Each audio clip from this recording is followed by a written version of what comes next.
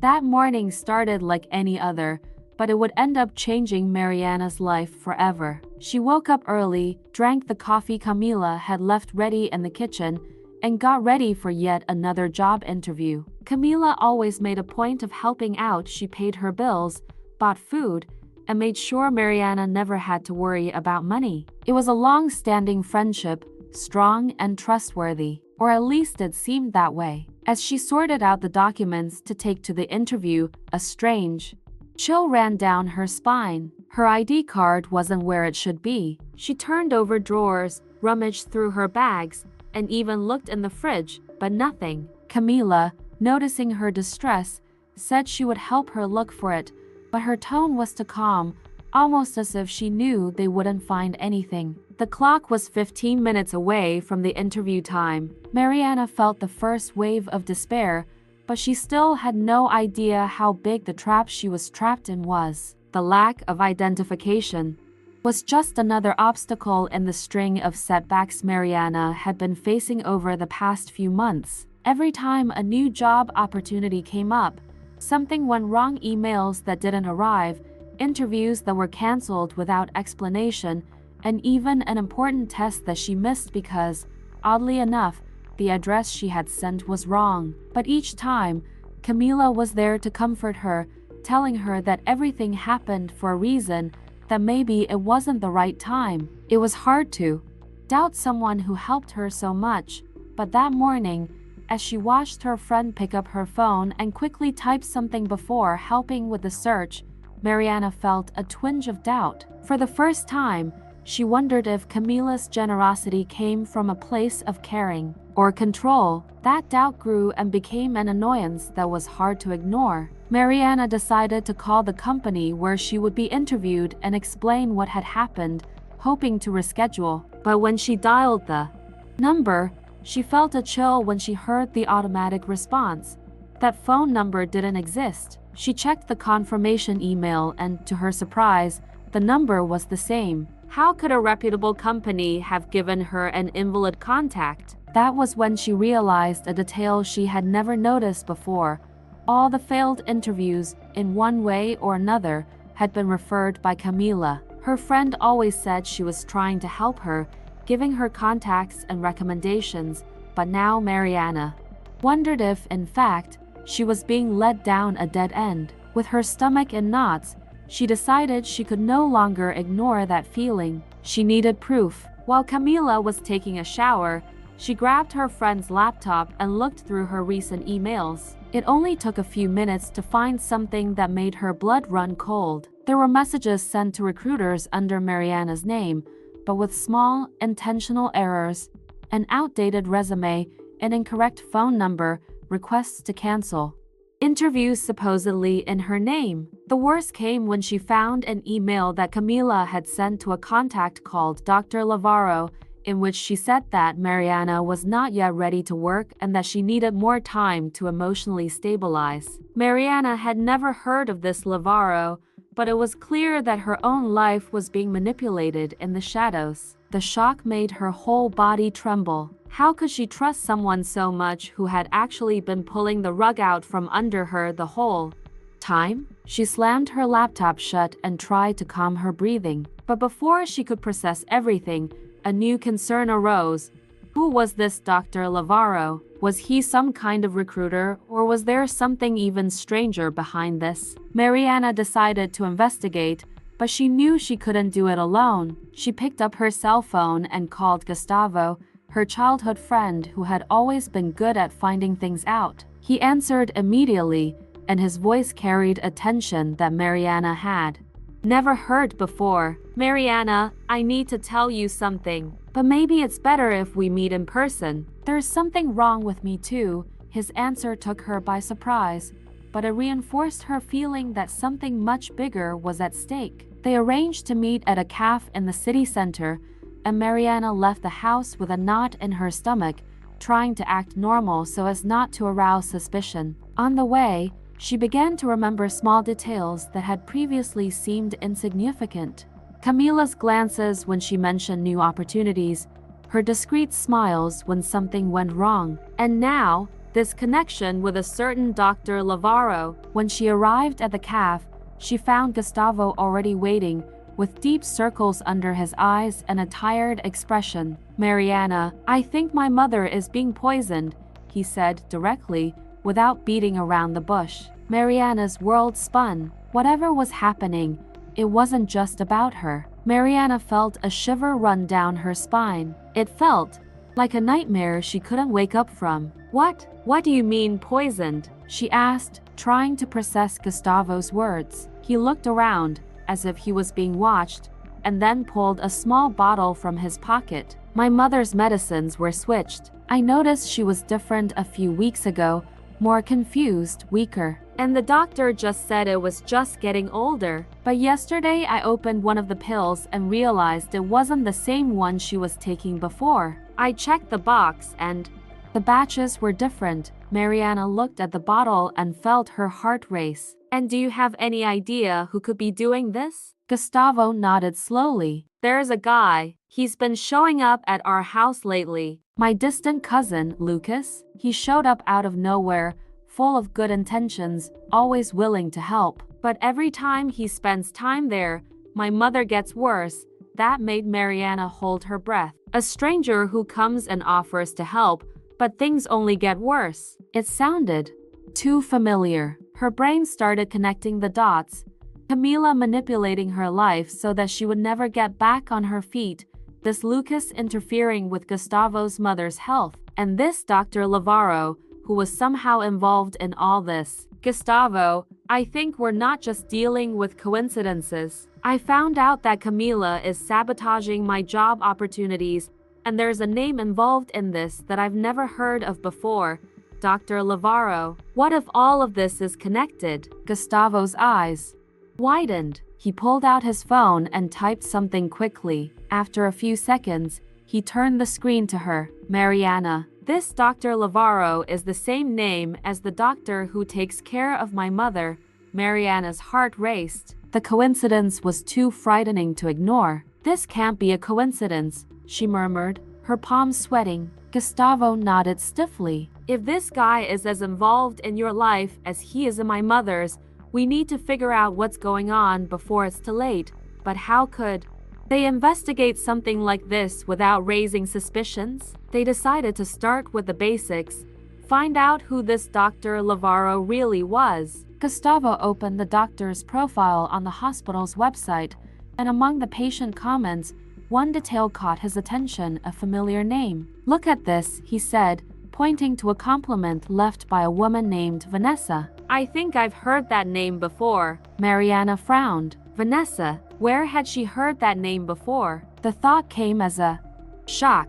Vanessa, yes, I know a Vanessa. She and her husband were renovating an apartment and had a lot of problems with the contractor. Gustavo looked at her expectantly. What happened? Mariana tried to remember the details Vanessa had once told her in a chance meeting. She said that after they hired a contractor recommended by an acquaintance, strange things started happening in their house. Leaks, short circuits, problems that never seemed to have a solution. Until one day, Vanessa and her husband discovered that he wasn't there just to renovate. He had an interest in their house.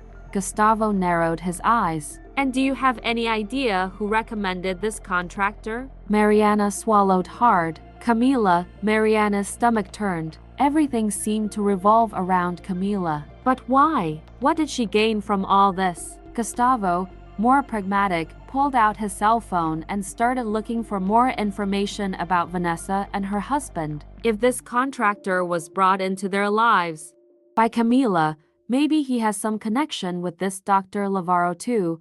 Mariana nodded, trying to contain the lump in her throat. She felt like she was pulling a loose thread and discovering a tangle of lies much bigger than she had imagined. Gustavo stopped scrolling abruptly. "I found something," he said. Vanessa's husband, Pedro, tried to sue this contractor for negligence, but the case was dismissed due to lack of evidence. And guess who was the witness in his defense? A doctor named Lavaro.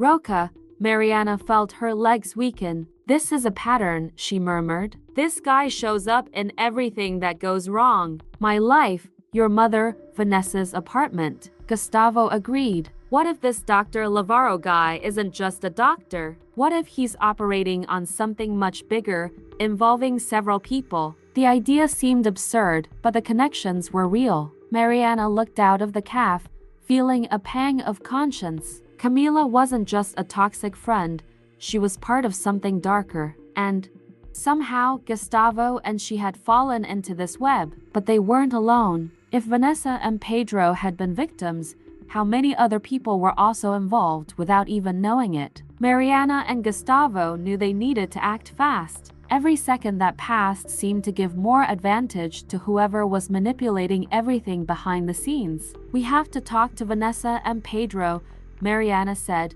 already taking out her cell phone. If they've been through something similar, they might have information that we don't yet have, Gustavo agreed, but kept his gaze tense. We just need to be careful. If this Dr. Lavaro and Camila are behind this, they might be monitoring our steps.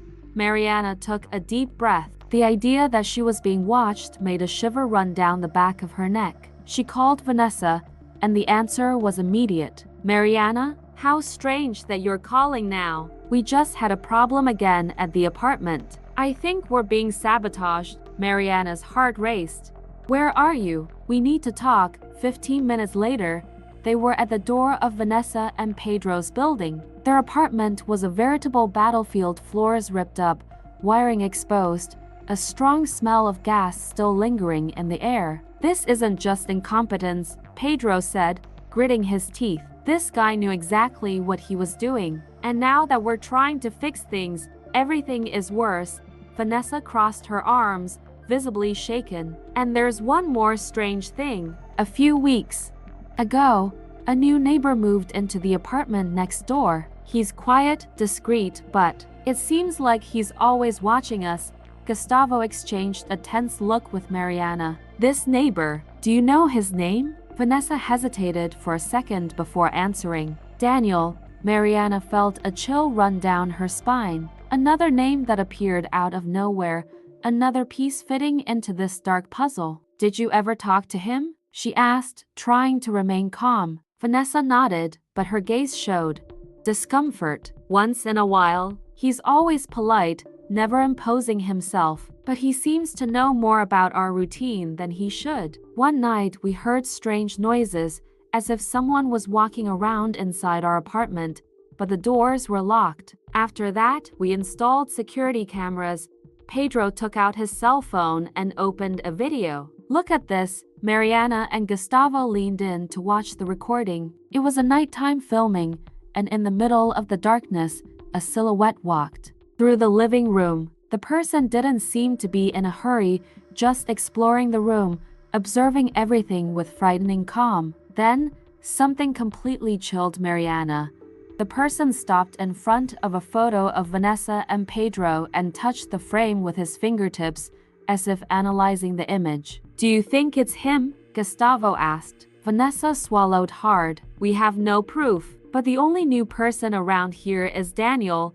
The feeling that something much bigger was happening was becoming impossible to ignore. Mariana looked at Gustavo, and they both understood that they needed to go further. What if he's not just a neighbor? Gustavo suggested. What if he's here with a purpose? Just like the contractor who destroyed this apartment, just like Camila locking me in her house, and just like this Dr. Lavaro showing up in everything.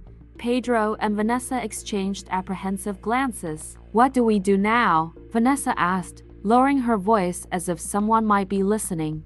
Mariana took a deep breath and felt, for the first time, that she wasn't just being manipulated, she was fighting to get out of this game. We'll find out the truth, but not in the way they expect. Mariana, Gustavo, Vanessa, and Pedro decided that they needed to split up to gather more information without raising suspicions. Gustavo would keep an eye on his mother's medication and try to find out more about Lucas, while Mariana would investigate Camila and her relationship with Dr. Lavaro. Vanessa and Pedro would take care of their mysterious neighbor, Daniel, analyzing his routines and trying to understand what he really wanted. We need to act as if nothing has changed, Gustavo warned. If they realize we're suspicious, they might act before we do. Everyone agreed, but the weight of uncertainty was palpable. Mariana knew that once they got involved in this investigation, there was no turning back. That night, Mariana came home determined to test Camila. She acted normally, made small talk, and even thanked her again for helping with the bills. Then, casually, she dropped a false statement. I'm going to a new interview tomorrow, very early. It seems like a good opportunity.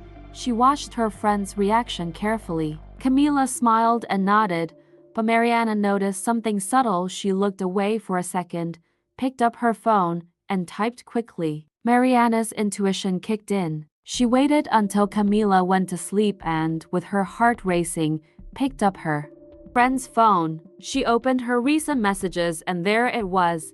A message for someone named M saying she has an interview tomorrow morning. You know what to do. Mariana felt her stomach turn. Who was this M? And more importantly, what exactly was he supposed to do? Mariana's heart was beating so hard that she could hear it in the silence of the room. Every fiber of her body screamed at her to put down her phone and pretend nothing was happening, but it was too late. She opened the chat to see the previous messages and felt her blood run cold when she saw other similar texts. Camila was telling this M about her every step, as if Mariana were a game to be manipulated. She canceled the last interview.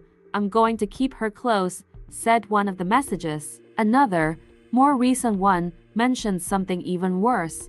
If she insists on getting out of this, maybe it's time to involve Dr. Lavaro, the name that appeared repeatedly in all the misfortunes that had been happening. Mariana had to hold herself back from dropping her phone on the floor. She needed to get out of there. Now, slowly, she put her phone back in its place and took a deep breath. She couldn't raise suspicions. She went to her room, locked the door, and sent a message to Gustavo.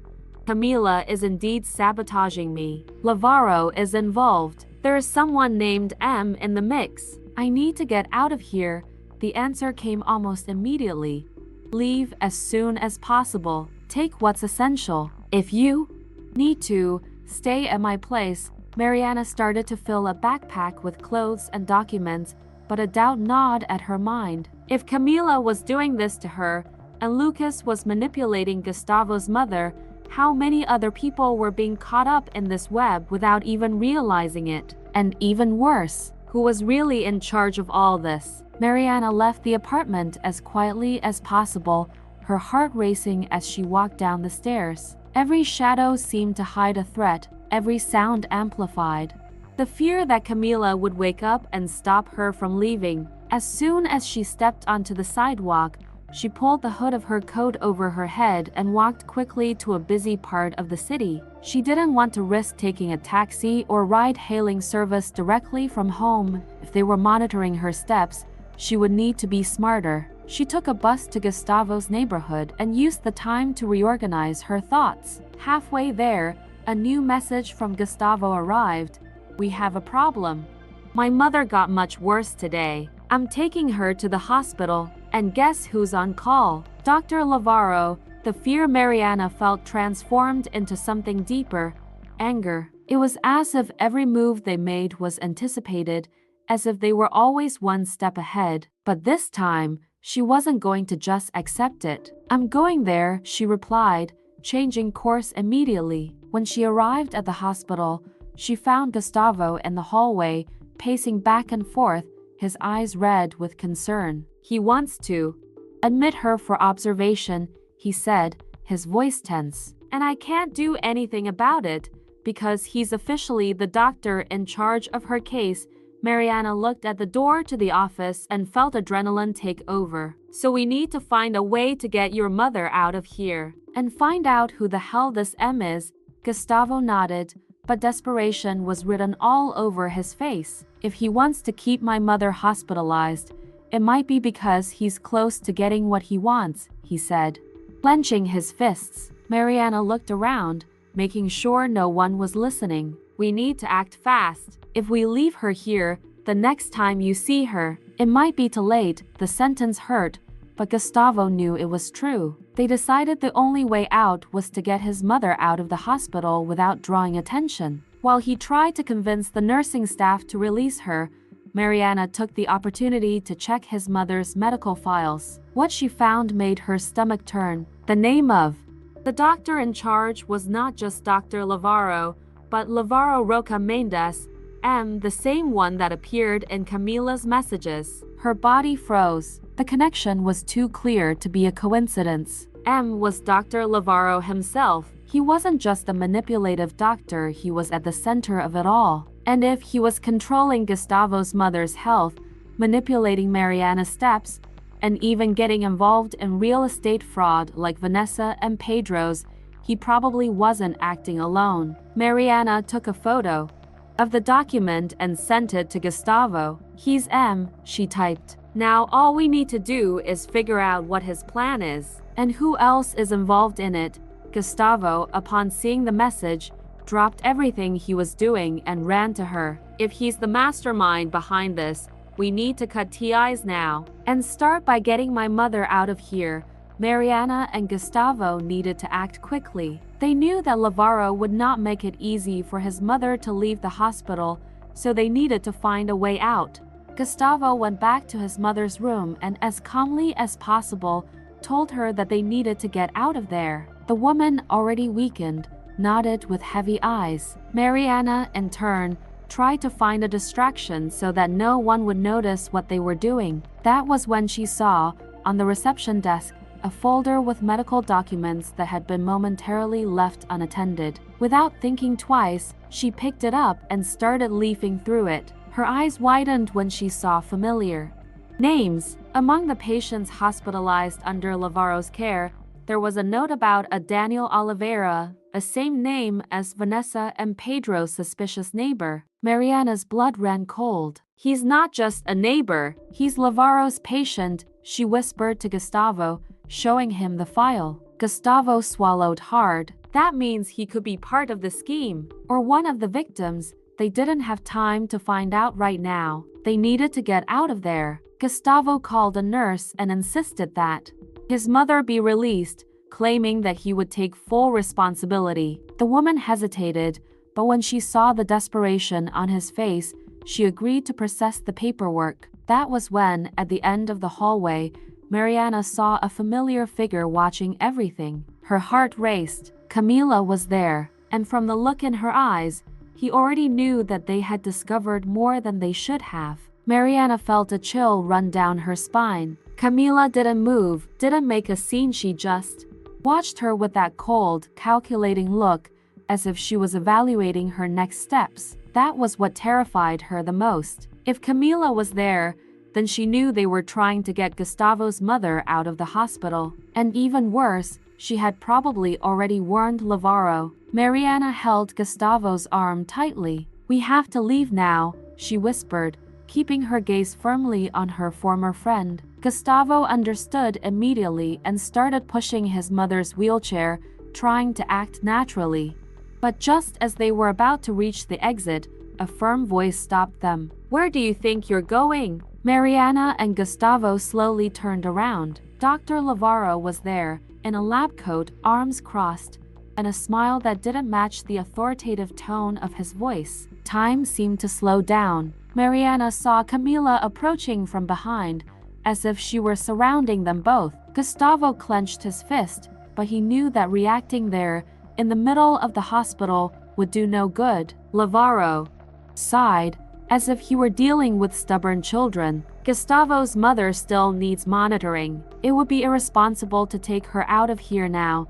Gustavo took a deep breath, trying to contain his anger. "We signed the discharge. She will leave by the family's decision." Lavaro narrowed his eyes. "I understand your concern, but you are making a mistake."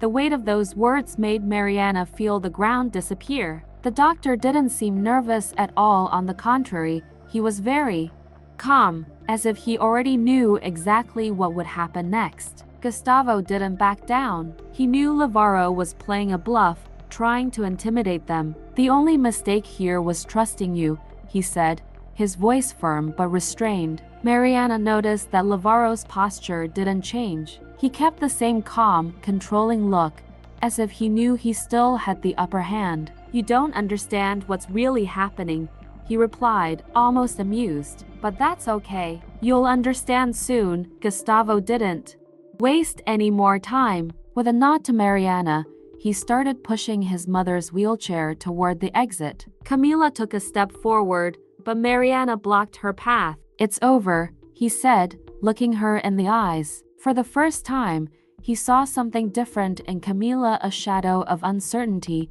maybe even regret. But there was no room for second chances anymore. The trio managed to leave the hospital without any further interruptions, but the feeling of danger followed them at every step. In the taxi, Gustavo held his mother's hand, visibly shaken. This isn't over yet, is it? He asked, without taking his eyes off the road. Mariana sighed. No, but now we know who we're dealing with. They needed more proof, more information about what Lavaro and Camila were really doing. That's when Mariana remembered the file she found at the hospital. There's someone who can help us understand all of this, she said, pulling out her cell phone. Gustavo frowned. Who? Mariana looked at him.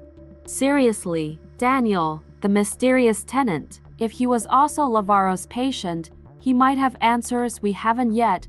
Mariana and Gustavo wasted no time. Once they were sure his mother was safe, they headed to Vanessa and Pedro's building. This time, they weren't just trying to figure out who Daniel was, they needed to know what he knew. Vanessa opened the door with a worried expression. Did you find out anything? She asked before they even entered. Mariana nodded. More than we'd like. They explained everything.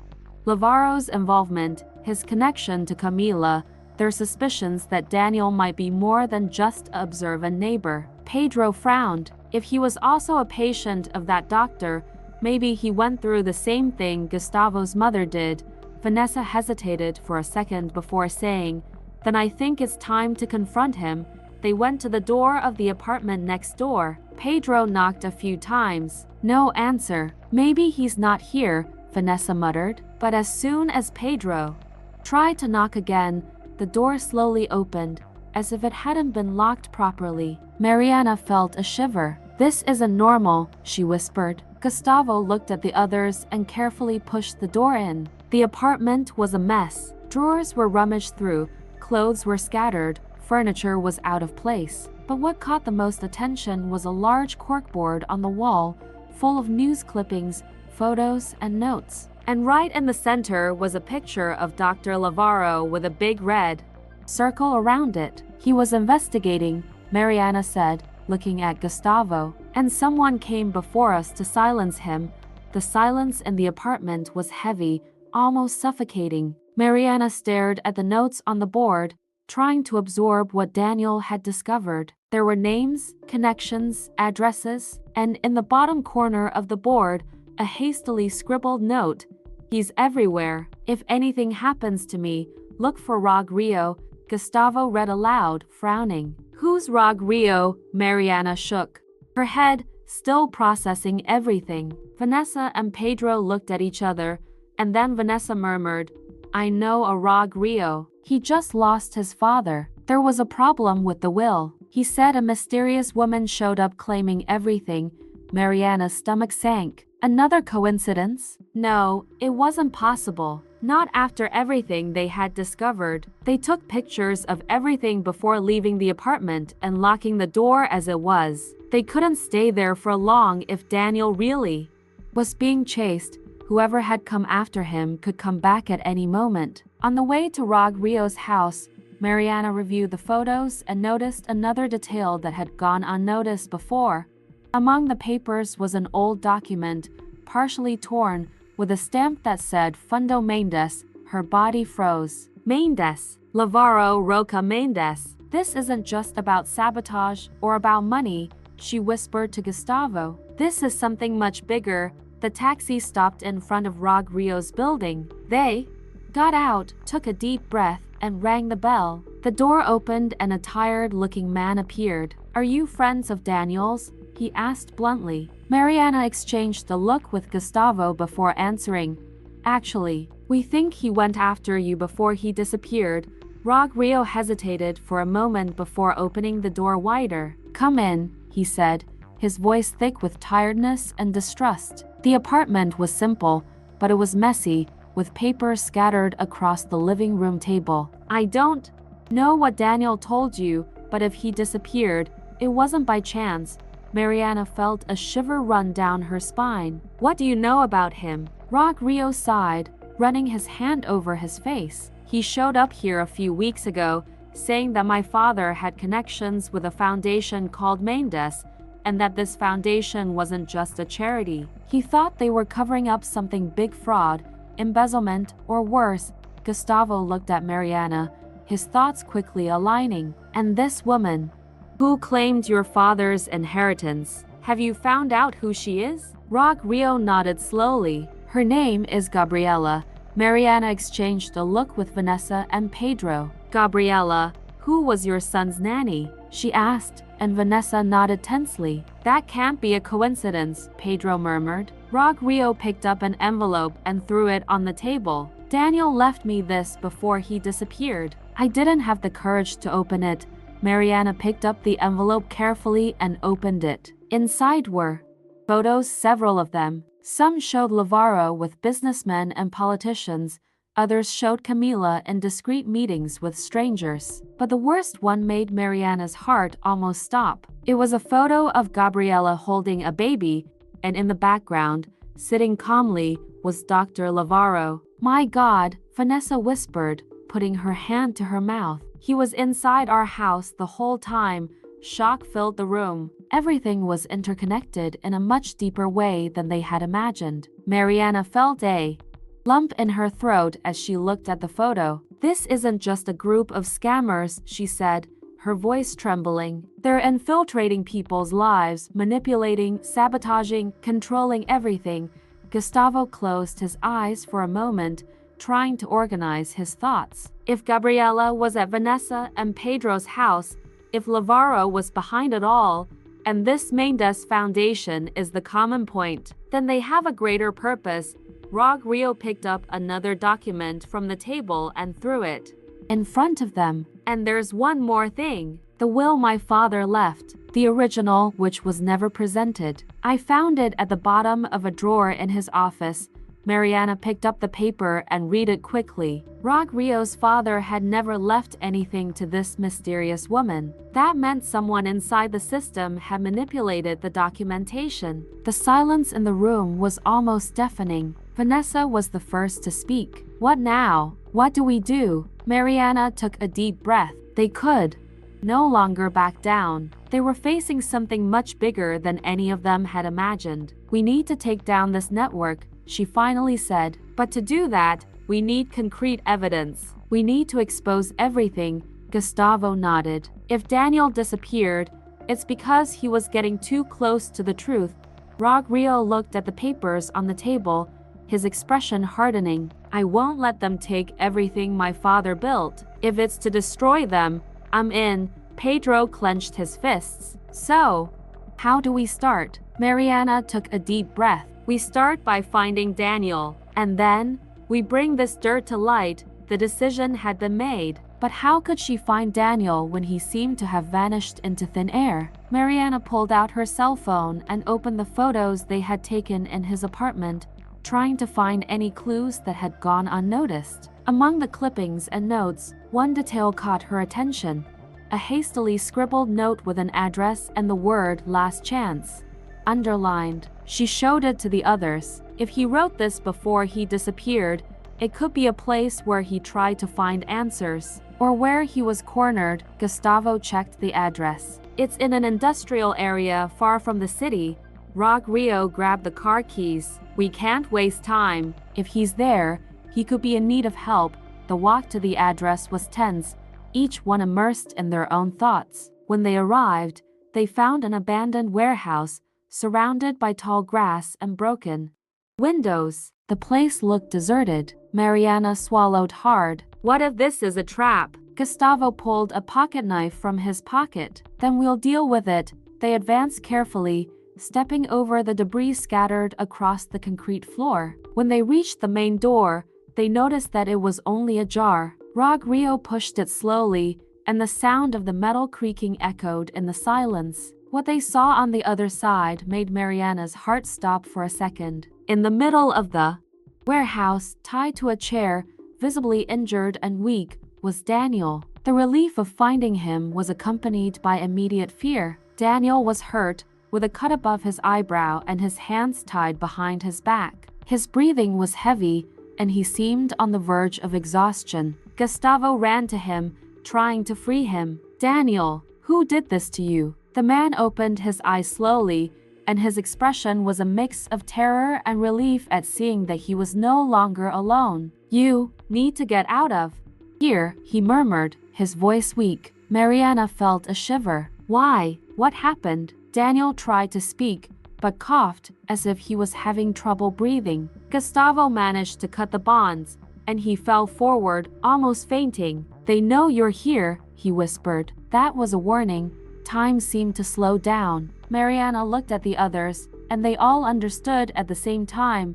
This was a trap. Before they could react, the sound of tires screeching echoed outside. Bright lights flooded the warehouse. "Damn it!" Rio cursed, pulling Daniel to lean on him. Pedro ran to the side of the building, trying to find an alternative exit. "There's a door at the back," he shouted. Mariana felt her heart race, but there was no time for hesitation. With Gustavo helping Daniel walk and the others covering the rear, they ran towards the exit. But as soon as they crossed the door to the outside, a black car was already waiting for them. The passenger door opened slowly, and then, with frightening calm, Dr. Lavarro got out of the vehicle, adjusting the cuffs of his jacket. "I warned you that you were making a mistake," he said, smiling. The silence that followed was deafening. Mariana felt a chill down her spine as she stared into Dr. Lavarro's calm gaze. There was no rush in his expression, no sign of concern. He knew he was in control of the situation. "You got involved where you shouldn't have," he continued, taking a step forward. "And now, look, you've gone too far." Gustavo took a protective step in front of Daniel, who was still barely able to stand. "What do you really want?" he asked, his voice thick with anger. Lavarro let out a low laugh. "Me? Nothing personal. But you've disrupted something that took years to structure." He inclined his head slightly. "And unfortunately, I can't allow that to continue." Mariana looked around, desperately searching for an escape route. Pedro and Rio were tense, ready to react, but they knew that any hasty move could be fatal. That was when Vanessa, who had been motionless until then, took a step forward. "And what are you going to do, Lavarro?" she asked, crossing her arms. "Are you going to eliminate us? Here now?" The provocation made Lavarro smile, as if he enjoyed the challenge. "Elimination is too strong a word," he said, looking at the henchmen who were now getting out of the car. "Let's just say that I just need to make sure that you don't interfere anymore." Gustavo clenched his fists. "And how exactly do you intend to do that?" Lavarro sighed, as if he was tired of that game. "I've already taken care of everything. Mariana, your name is already involved in a fraud complaint. Gustavo, your mother was diagnosed with a critical condition and will be compulsorily hospitalized. Rio, your inheritance process will be reviewed, and I don't think you'll like the result. Each of you has already lost, you just haven't realized it yet." For a moment, the group was silent, not because they believed Lavarro's threats, but because they realized something important. He was desperate to control them. If he had really won, he wouldn't need to be here, trying to intimidate them. Mariana realized this first. "You want us to believe that we've already lost, but if that were true, you wouldn't need to be here now," she said, taking a step forward. "You're trying to scare us because you know that if we continue, we might expose everything." Lavarro narrowed his eyes, and for the first time, his calculated smile faltered. "Be careful what you say, Mariana." But now she knew she was in control. She took her cell phone out of her pocket and, with a tap on the screen, turned the device to face him. A video call was open on the other end. A journalist was watching everything. "You've already lost, Lavaro. The truth is already coming out of here." The silence that followed was different this time. Lavaro looked at his henchmen who were waiting for an order, but he knew he no longer had the power he thought he did. Without a word, he straightened his jacket and gave a cold smile. "You don't know who you're dealing with," he said, before turning his back and getting into the car. The vehicle drove off, disappearing into the horizon. Gustavo let out a heavy sigh. "This isn't over," he muttered. Mariana looked at her cell phone, where the journalist was already starting to spread the story. "Not yet," she agreed. "But now, for the first time, we're fighting with the right weapons."